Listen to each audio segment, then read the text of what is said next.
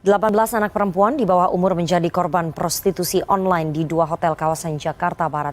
Para korban dijerumuskan ke bisnis prostitusi online dan ditawari harga berkisar 300 hingga 500 ribu rupiah. Saudara, seorang perempuan Parubaya di Cilegon, Banten diciduk polisi lantaran menjajakan PSK melalui media sosial. Praktik prostitusi online di sebuah hotel kawasan Jakarta Barat yang melibatkan anak di bawah umur terbongkar. Modus para pelaku berkenalan dengan korban melalui aplikasi pertemanan di internet.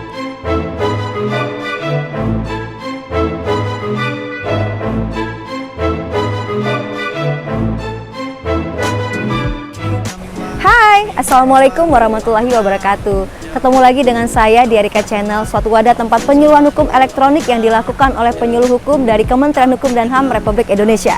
Kali ini kita akan membahas mengenai prostitusi. Praktek prostitusi telah dilakukan sejak lama, setua peradaban manusia di muka bumi ini. Namun tetap saja, publik tetap dibuat terkaget-kaget mendengar berita bahwa polisi berhasil meringkus sindikat prostitusi yang dilakukan oleh artis ataupun public figure. Walaupun sama-sama kita ketahui ya bahwa prostitusi itu tidak hanya bisa dilakukan oleh orang-orang terkenal di media elektronik ataupun di hiburan saja. Siapa saja bisa melakukan prostitusi. Nah, dalam penyuluhan hukum kali ini kita akan membahas mengenai apakah si pelaku prostitusi itu bisa dipidana. Lalu bagi si pengguna jasa prostitusi itu, apakah mereka juga bisa dipidana? Dan yang paling terpenting adalah di dalam lingkaran prostitusi itu, siapa saja yang bisa kita pidana oleh hukum Indonesia. So, check it out. Online prostitution atau pelacuran yang dilakukan dalam jaringan online merupakan suatu perbuatan berhubungan seksual dengan orang lain yang mana proses transaksi itu dapat dilakukan dengan menggunakan media elektronik. Kegiatan ini melibatkan paling tidak 2 orang pihak, yaitu orang yang menggunakan jasa layanan seksual dan pemberi layanan seksual atau pekerja seks komersial atau biasa disingkat dengan PSK. Namun, dalam kasus-kasus tertentu terlibat pula orang lain yang berperan untuk memudahkan atau memfasilitasi aktivitas pelacuran, di mana kita mengenalnya dengan sebutan germo atau muncikari atau dengan sebutan lainnya. Berdasarkan Kitab Undang-Undang Hukum Pidana (KUHP) di Indonesia, hanya orang yang memudahkan inilah yang dapat diancam dengan pidana.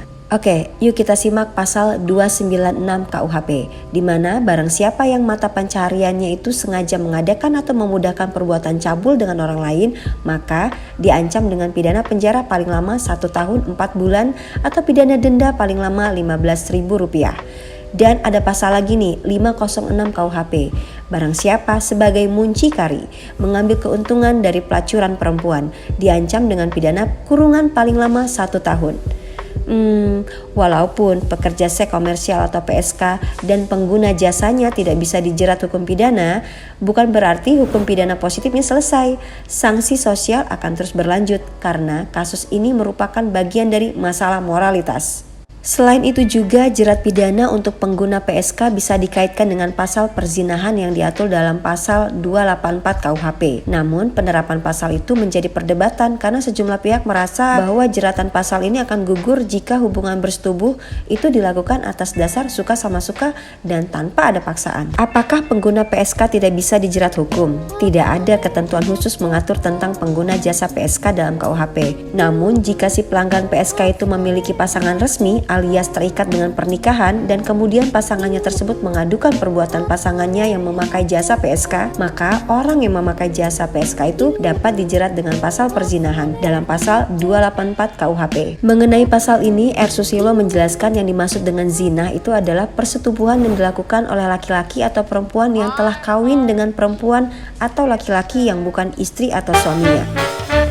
Prostitusi online dan Undang-Undang ITE. Dalam peristiwa belum lama ini ada beberapa orang yang diduga terlibat dalam kasus prostitusi online dan dapat diancam pidana, di mana orang-orang tersebut dapat dihukum berdasarkan pasal 506 KUHP dengan ancaman pidana maksimal 1 tahun kurungan, atau adanya keterlibatan orang-orang dalam prostitusi online dan menjadikannya sebagai mata pencaharian dengan cara memudahkan atau mengadakan pelacuran yang mana orang-orang itu disebut sebagai muncikari, dan ini dapat diancam dengan pasal 296 KUHP atau denda maksimal Rp15 juta.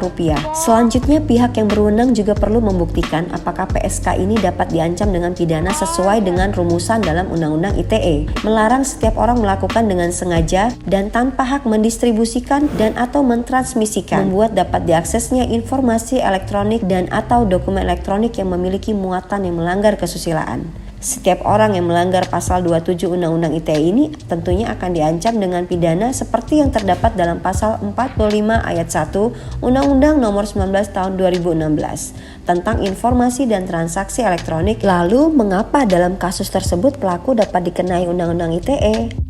Karena pelaku dalam hal ini, PSK, dalam melakukan perbuatannya secara tidak langsung juga melakukan perbuatan lainnya, yaitu mengirimkan atau menyebarkan informasi atau dokumen elektronik baik berupa gambar ataupun tayangan video atau rekaman yang bermuatan kesusilaan melalui komputer, jaringan komputer, dan atau media elektronik lainnya. Si pelaku atau PSK bukan diancam pidana karena perbuatan pelacuran yang dilakukannya, melainkan karena ia telah mengirimkan atau menyebarkan informasi melalui media elektronik. Oke, masyarakat Ceras Hukum, demikian penyuluhan hukum online kali ini. Semoga dapat bermanfaat dan jangan lupa untuk menyebarkan video penyuluhan hukum ini kepada rekan-rekan Anda dimanapun Anda berada. Sampai jumpa lagi di penyuluhan hukum yang dilakukan oleh Kementerian Hukum dan Hak Asasi Manusia. Salam cerdas, salam pembaharuan, dan Kumham pasti.